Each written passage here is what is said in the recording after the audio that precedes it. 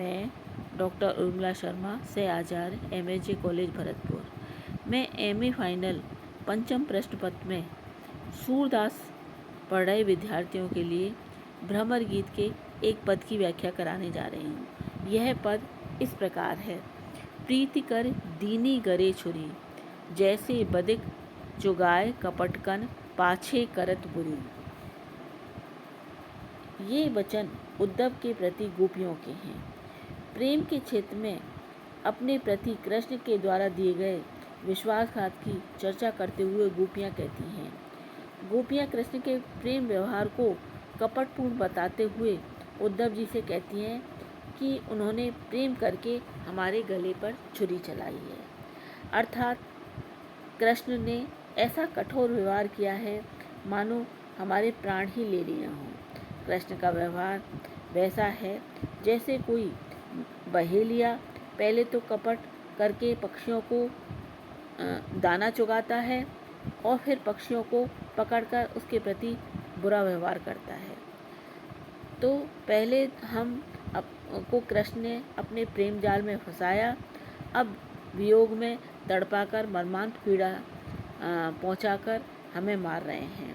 उन्होंने मुरली की मधुर ध्वनि रूपी लासा को अपने हाथ रूपी बांस पर लगाकर कंपा बनाया और मयूर पंखों के मुकुट की टटिया बनाकर और उसके पीछे छिपकर हम गोपियों रूपी चिड़ियों को अपने प्रेम जाल में फंसा लिया। फिर अपनी तिरछी चितवनी रूपी आग में हमें जलाने के लिए डाल दिया। प्रेम की ज्वाला में हम अपनी सुध बुध खो बैठी और सर्वथा विवश हो गई, पूरी तरह से उनके वश में पड़ गई। जिस प्रकार से बहेलिया पक्षी को पकड़ करके और उसके साथ दुर्व्यवहार करता है, वैसा ही यहाँ पर गोपियाँ कहना चाह रही हैं कि कृष्ण ने भी हमें पहले प्रेम के जाल में फंसाया, इसके बाद उन्होंने विरह की अग्नि में हमें डाल दिया। फिर वे हमको तड़पाता हुआ छोड़कर मथुरा चले गए और कभी भी लौटकर उन्होंने हमारी खोज खबर नहीं ली। गोपियाँ कहती हैं कि हे उद्धव, फिर उसके बाद कुशलता रूपी वृक्ष कल्प वृक्ष की शाखा पर हम बैठ ना सके, अर्थात उनका संपर्क प्राप्त करके फिर हम अपने किसी भी मनोरथ को पूर्ण ना कर सके। भाव यह है कि जब उनके चले जाने के बाद हमारे समस्त सुख समाप्त हो गए। वे कृष्ण हमारे लिए कल्प वृक्ष के समान थे। उनके साथ रहकर हमारे मन की सारी साध पूरी हो जाती थी। अब उनके ना रहने पर हमारी कोई मनोकामना पूर्ण नहीं होती।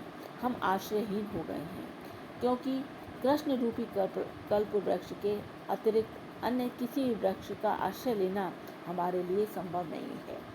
इस प्रकार ये व्याख्या तो यही समाप्त होती है। अब मैं इसमें विशेष बिंदु बताती हूँ। दैन्य मिश्रित उपालंब का सुंदर वर्णन है। दैन्य संचारी भाव है। गोपियों के असीम अनुराग और कृष्ण के प्रति अनन्य प्रेम का मार्मिक चित्रण है। इसमें उदाहरण, रूपक और अतिशोक्ति अलंकार है। इस प्रकार से यह व्याख्या यही समाप्त होती है।